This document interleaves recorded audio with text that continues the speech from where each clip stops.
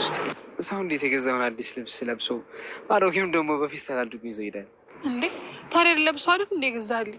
እሱማው ግን እኔ እኮ ከገዛንበት ቦታ ጀምሮ ለብሰዋለሁ። እስኪ ትንሽ ግራ ገብቶኝ ነው። ግን ወደሽዋል? በጣም ነው የወደድኩት። እኔ እኮ ሲጀመር ጆንያ ባረገ ራሱ ደስ ይለኝ ነበር። እንደዚህ ያዘነጠኝ እንዳልጠለፍብክ።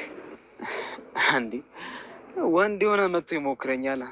ቆይ ባንቺ ሲመጡብኝ ተናዳፊ እባብ እንደመሆንማ ንገሪያቸው። እውነትህን ነው። እኔ ራሱ ፈራሁ እኮ የኔ ሙሉ ሴት። ለማንኛውም በጣም ነው ያማረብሽ። እሺ ምንድን ነው ያልከኝ? የኔ ልዩ ሴት፣ የኔ ማር፣ የኔ ጣፋጭ፣ የኔ ውብ ሚስት። እንዴት አድርጌ ልግለጽሽ? ውይ ልቤ ቅልጥ አይደለህ እኮ። ሰኔ ቃል እገባልሻለሁ። አንቺ የምትፈልጊውን አይነት ባል እንደመሆንልሽ ቃል እገባልሻለሁ። ባለኝ ነገር ሁሉ ደስተኛ ላድርግሽ። መቼም ላልተውሽ ቃል እገባልሻለሁ። እኔም ቃል እገባልሃለሁ። ፈጣሪ እስከሰጠኝ እድሜ ድረስ አብሬ ልሆን፣ በክፉም በደጉም አብሬ ልሆን ቃል እገባልሃለሁ።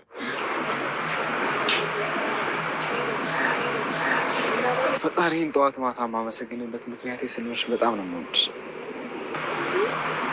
ናሽ እንሂድ በቃ።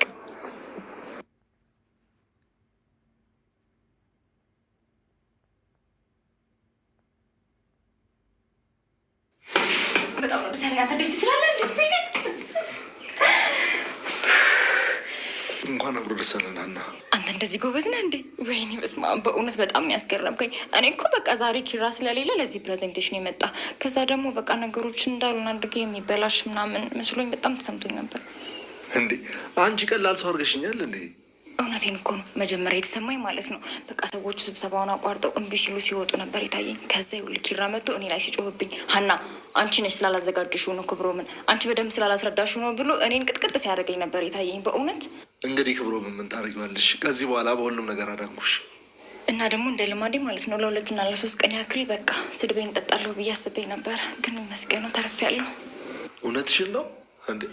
ወንድሜ እኮ ለስለስ ያለ ሰው ነው። ይህን ያላስፈራል እንዴ? ለስለስ? የምን መለስለስ ነው?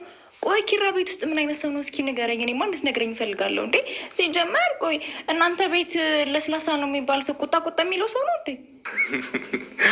አንቺ ልጅ አያልቅብሽም አይደል? ግን አንተም እንደ ወንድም ነህ። ግን ደግሞ ይኸውልህ እንደ ወንድም ነህ ስላልኩ እንደሱ ቁጣ ቁጣ እንዳይልህ እሺ? አደራ። አክቹዋሊ ቁጣ የሚባል ነገር እኔ አልወድም። የሚቆጣ ሰው ያስፈራኛልም ይደብረኛልም። ጎሽ ተመስገን ጌታዬ። ወይ አንተ ማለት ነው ኪራ እንዲሆንልኝ የምፈልገው አይነት አለቃ ነህ። ወይኔ አዲስ አለቃ ግን ደስ ስትል አትቆጣም፣ ከዛ ደግሞ አታናድደኝ ምናምን ማለት ነው አይደለም? እኔ የምልህ ቆይ ግን አለቃ ከረፍት ሲመለስ ለምን አንተና እሱ ቦታ